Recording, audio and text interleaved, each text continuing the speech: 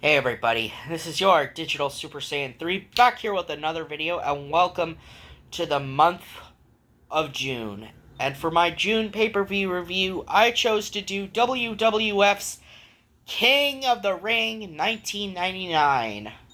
Yes, I'm finally getting back to 1999 WWF. The last time I did a show from 1999 WWF was No Mercy 99 in October of 2023. Yeah, I've done 3 1999 shows from WWF and a lot of 1999 shows from WCW. So this is my 4th time going back to WWF's 1999 era. And this is the King of the Ring. In the weeks leading up to the King of the Ring, Stone Cold Steve Austin became the CEO of the WWF, as he was made the CEO by Linda McMahon, following Vince McMahon's reveal of him being the higher power in the corporate ministry, as it was a plot conducted by Vince McMahon to screw Stone Cold Steve Austin out of the WWF title.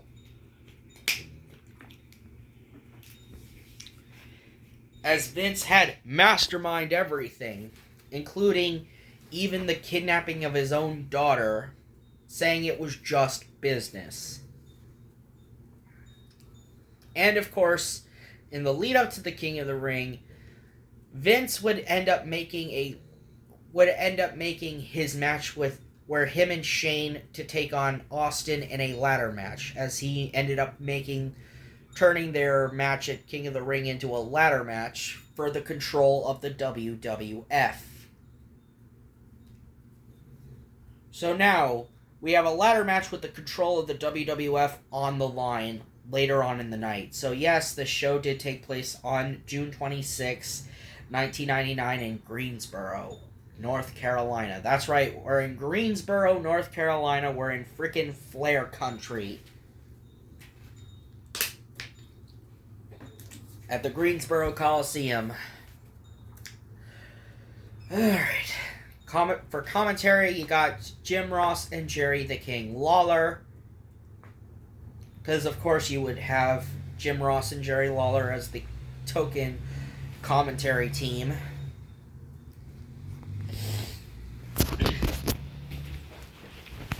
And also, The Rock ended up getting a shot. And also, The Rock ended up earning a shot at the WWF Championship. Just to let you know. As he will take on The Undertaker later on in the night as well. So let's talk about this show. Starting with the King of the Ring tournament itself. It's probably one of my least favorite tournaments that the King of the Ring had. Our opening contest, it's X-Pac defeating Hardcore Holly via disqualification in a quarterfinals match, and the winner of X-Pac and Hardcore Holly would go on to face the winner of China and the Road Dogg in the semifinals. So yes, X-Pac, I forgot to mention, is dinged up, like coming into this match, like he wrestled the previous night in Madison Square Garden. But I gotta give kudos to X-Pac for, toughing it out to wrestle on this show. So, X-Pac, he takes on Holly in the opening contest. This match went about 2 minutes because Holly ended up hitting X-Pac in the head with the steel chair to get himself disqualified. He ends up beating down X-Pac, and then Hardcore Holly just heads backstage, and he's confronted by Terry Taylor, and Terry Taylor's asking Hardcore Holly what the hell this is all about. And then Hardcore Holly says, "Who the hell are you?" And he said, "I'm the Big Shot." So remember that Big Show, because of course he just mentions that about Big Show because Hardcore Holly wants revenge on the Big Show for the Big Show attempting to drop a car on him on the previous episode of Raw, leading into the event. Speaking of the Big Show, he takes on Kane in our second King of the Ring quarterfinals match, and the winner of this match goes on to take on the winner of Ken Shamrock and Mr. Ass, aka Billy Gunn. And this match really was your typical Kane and Big Show match. It was nothing really too special. It was just what it was. Kane and Big Show never had really good matches against one another as opponents. They were never really great as opponents. Yet they were better as a tag team than they were as opponents. That's just so funny that they were better as a tag team than they were as opponents. Anyway, Hardcore Holly runs down to ringside to get some revenge, a measure of revenge on the Big Show, and Kane ends up beating up Hardcore Holly, and then he steals the steel chair from Hardcore Holly to hit the Big Show in the face with the steel chair. And Kane gets the 1, 2, 3, and he goes on to face the winner of Badass Billy Gunn, or Mr. Ass Billy Gunn, and Ken Shamrock. Now, Ken Shamrock, he's coughing up blood after he was attacked on Heat by Steve Blackman, while Shamrock was dealing with Shane McMahon on Heat, when Shane took the place of his father, Vince McMahon. And, of course, we get an interview from the McMahon family locker room as Vince is, talking with Michael Cole, and he's like, "Can we get some EMTs here to help him?" And he tells Shane, "You are not going to be competing here tonight." And Shane's in the background saying, I can do it, I can do it.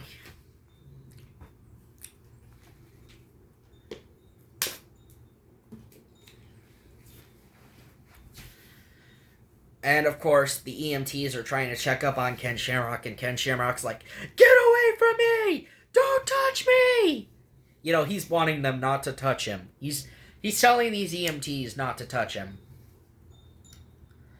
Now we get into our next match. It's Mr. Ass, Billy Gunn, defeating Ken Shamrock via ref stoppage.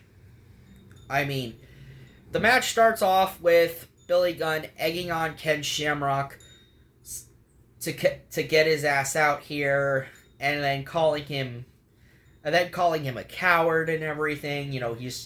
He's just egging on Shamrock for Shamrock to come out, and Shamrock is all busted up, but he still comes out anyway.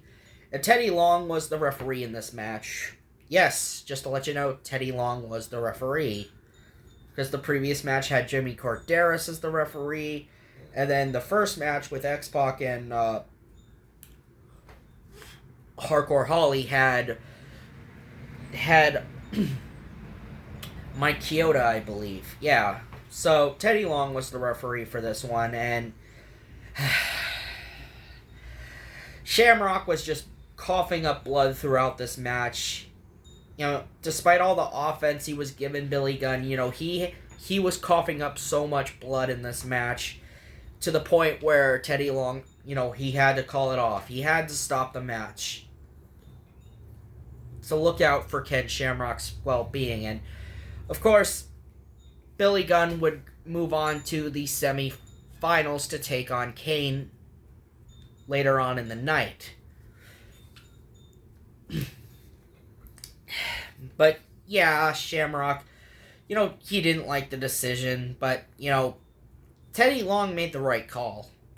Teddy Long was being a good Samaritan about this. Next up, we're backstage with Triple H and Chyna. Chyna talked about how, when I was a little girl, I wanted to be a princess, but now that I'm a grown-ass woman, I plan to become a queen. The first ever queen of the ring. And then Triple H says, "I take orders from no one. I beat to my own drum. I am the drummer of my own drum."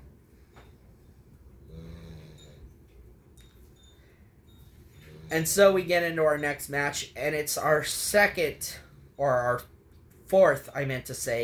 quarterfinals match, as it's the Road Dogg defeating Chyna, and the winner would go on to face X-Pac in the semifinals. Okay, well, this wasn't a great match by any means. Like, Triple H got involved a lot during this match. But then only to get kicked out by Shawn Michaels. And him and Shawn are arguing to the back. And then Chyna tries to low blow the Road Dogg and hurts her arm in the process. She hurts her hand in the process trying to low blow the Road Dogg, and Road Dogg reveals that he was wearing a nut cup. Yes, he was wearing a nut cup. Okay, that made me laugh. Okay. And Road Dogg gets the victory. He hits the pump handle slam on Chyna, and Road Dogg would go on to face his best friend X-Pac later on in the night.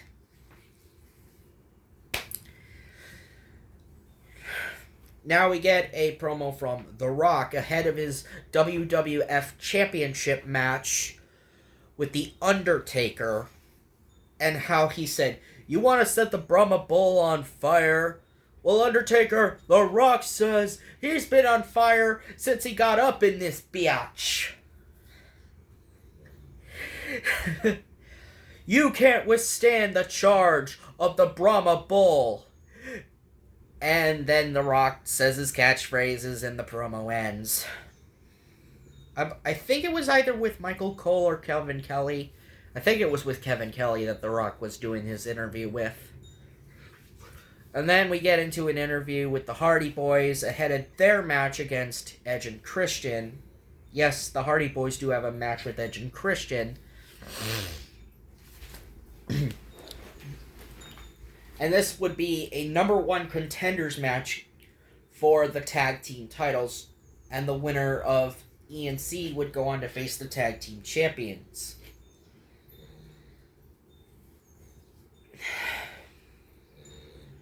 So, of course, we get Michael P.S. Hayes doing all the talking for the Hardys, saying he plans to lead these boys to the tag team titles.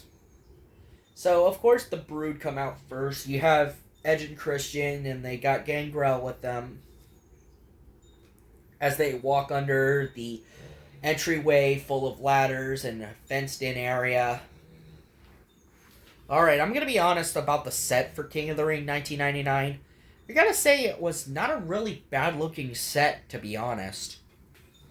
I mean, sure, I mostly love the one from King of the Ring 2001 just as much, if not more, but this will probably be my second favorite King of the Ring set. And then probably followed up by the one from 98. But yeah.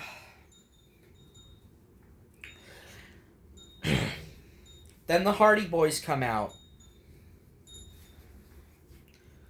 with Michael P.S. Hayes, and then they have their match, and it's a number 1 contenders match for the tag team titles, and it's a fun match. This match was not all that bad, but, you know, it had to be one of the more forgettable matches between these two teams, between Edge and Christian and the Hardy Boys. The match ends when Gangrel attempts to spit blood in Jeff Hardy's face, but ends up hitting Edge instead, and Edge gets pinned 1, 2, 3 by Jeff Hardy, and Jeff Hardy ends up getting the victory on this show and on this night.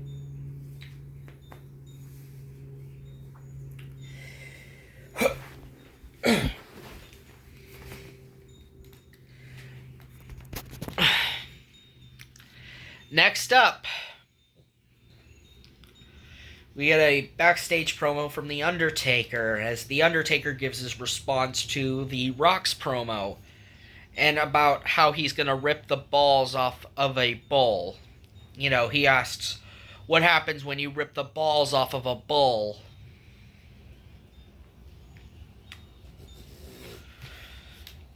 Now we're getting into the King of the Ring semifinals. That's right. Our first semifinals match pits Mr. Ass against Kane. And it was not a good match at all. This was not really a good match, period. Mr. Astley gets the victory when the Big Show comes out and he hits Kane in the face with a steel chair. You know, as he gets a measure of retribution on Kane for the chair shot that Kane gave him earlier on in the night during their match. And Mr. Ass gets the victory, 1, 2, 3, and he moves on to the finals. And he will meet the winner of X-Pac and Road Dogg. And of course, we get very emotional promos between X-Pac and Road Dogg coming into this, because these are two best friends having to face each other. You know, one of us is going to go on to become the king of the ring, you know, and it has to be done.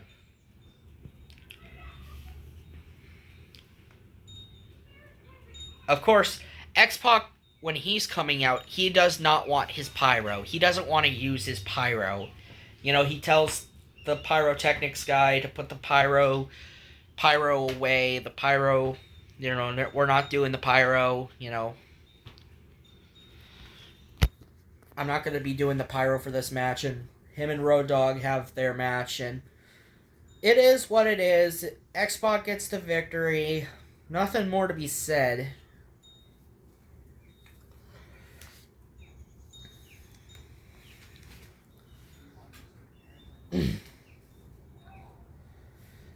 And X-Pac will go on to face Mr. Ass later on in the night. Or will go on to face Mr. Ass in the finals. Now we get into our next match, and it's for the WWF Championship. As the champion, The Undertaker, with Paul Bearer, defeats The Rock to retain the WWF title in a fine match. And I said it's just fine. Now, Undertaker and Rock, you know, when it comes to them as rivals, they just have okay matches. Their matches are just okay. I mean, Undertaker and Rock have had better rivalries in their careers, but their rivalry against each other really wasn't one of their best. Heck, their best match against one another was the triple threat match they had at Vengeance 2002 that also featured Kurt Angle. That was actually their best match against each other, that triple threat match from Vengeance 02, but because of Kurt Angle, that was also involved in that bout.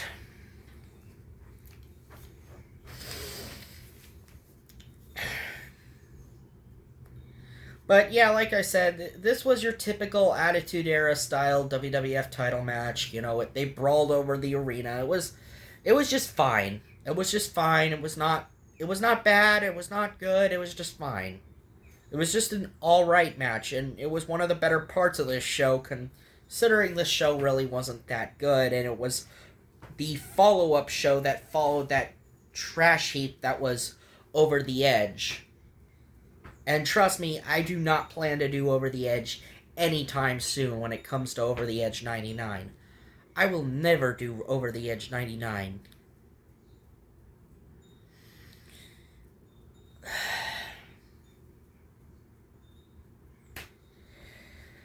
Alright. Anyway, Paul Bearer, he even sucker punches Earl Hebner when Earl Hebner tried to get involved, and Mike Chioda was mainly the referee for this match.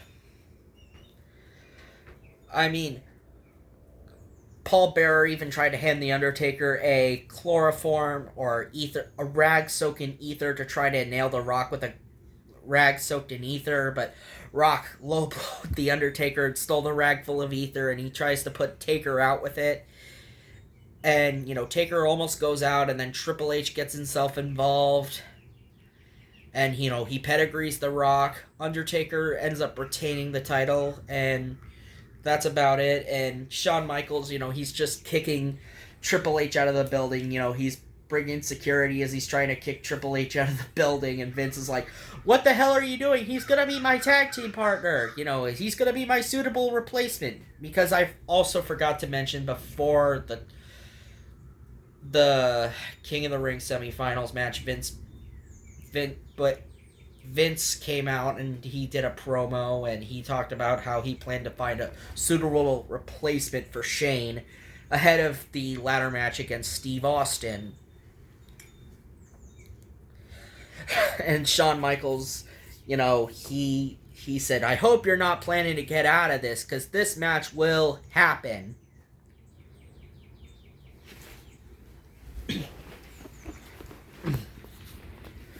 Alright.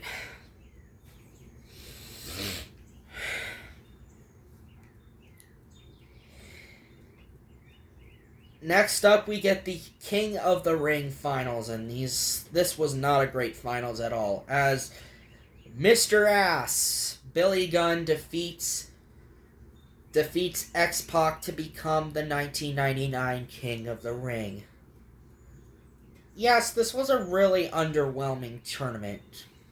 Like I said, this was probably one of my least favorite King of the Ring tournaments that happened on this show, on the King of the Ring pay-per-views. And this was probably like my least favorite King of the Ring finals. And Billy Gunn's probably got to be my most... I gotta say, Billy Gunn has to be the worst King of the Ring winner. What were they thinking back then to try to push this guy? Because once he tried to do his feud with The Rock, his push got killed quickly. It hit the freaking equator. It hit the Earth's core after The Rock grilled Billy Gunn with one promo. Yeah, it took The Rock one promo to bury Billy Gunn.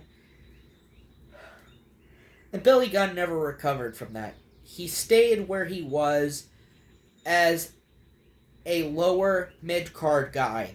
He was a lower mid-card guy at best. Billy Gunn would never be a draw.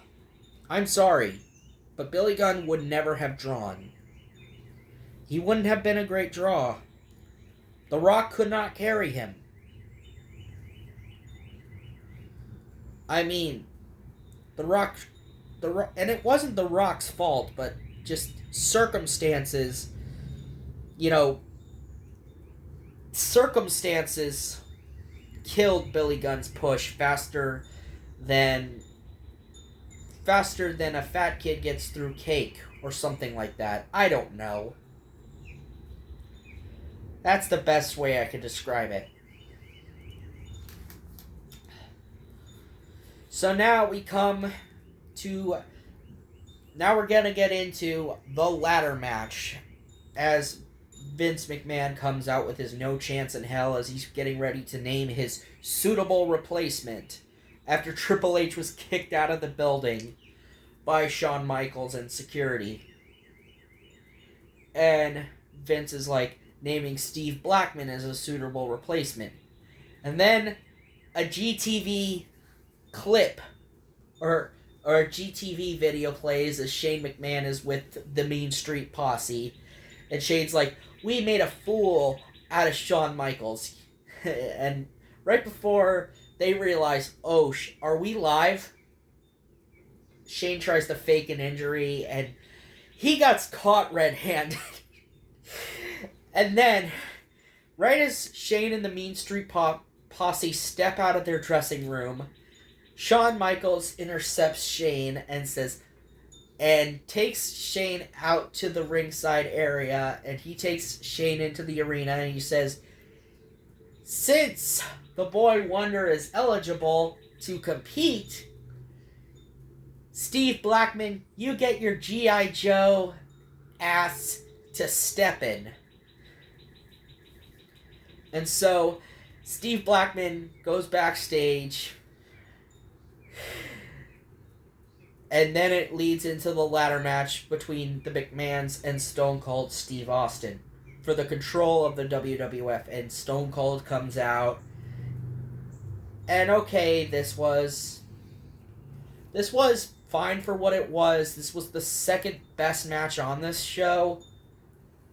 Even though it also had to deal with that screwy finish at the end. But yeah, I love the spots in this match. Like, the spots in this match really sell this ladder match. I mean, one of my favorite parts is when Austin buries the McMahons underneath the ladders by pulling this chain down, and all the ladders that make up the entrance that are all about through the entranceway are like, they all come down, timber!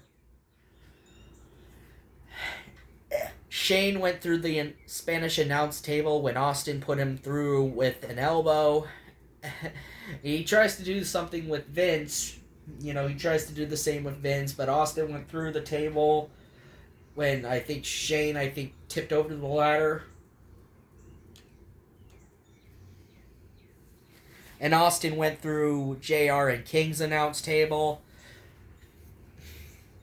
It gets back into the, you see the McMahons, they're trying, you see Shane climb up on Vince's shoulders trying to get the briefcase, and then Austin comes into the ring, he stuns Vince, and he knocks Shane over. Austin sets up the ladder, he tries to climb the ladder, and then the briefcase gets raised. Yes, the freaking briefcase gets raised when Austin tried to grab it. Then Vince gets up on the ladder, and while Vince and Austin are both on the ladder, Shane knocks over the ladder with both his father and Austin on top of the ladder, and the ladder timbers. Shane sets up the ladder, and then he climbs the ladder and wins control of the WWF.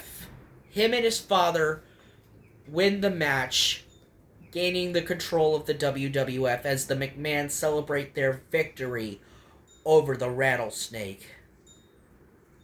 And then, of course, the following night on Raw, if you know what happens next, the night after King of the Ring 1999, Stone Cold actually became the WWF champion. Immediately following this show, the next night on Raw, he would win the title off of The Undertaker. Thus, it would lead into the build for Fully Loaded. So that was King of the Ring 1999. Final thoughts, it suffers from that 1999 stank. I mean, it suffers from that crappy Vince Russo booking that we see.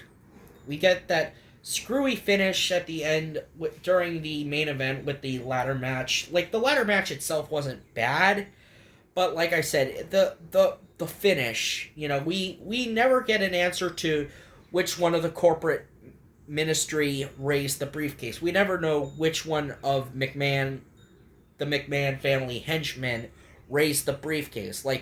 Who raised the briefcase, and we never get this followed up. They never followed this up. Because we get Austin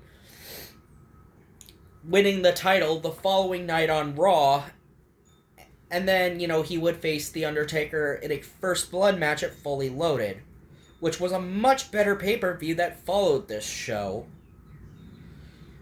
Anyway, this has been your Digital Super Saiyan 3, and I'll see you guys in July when I tackle the 2010 Money in the Bank pay-per-view, the very first Money in the Bank pay-per-view. So, see ya!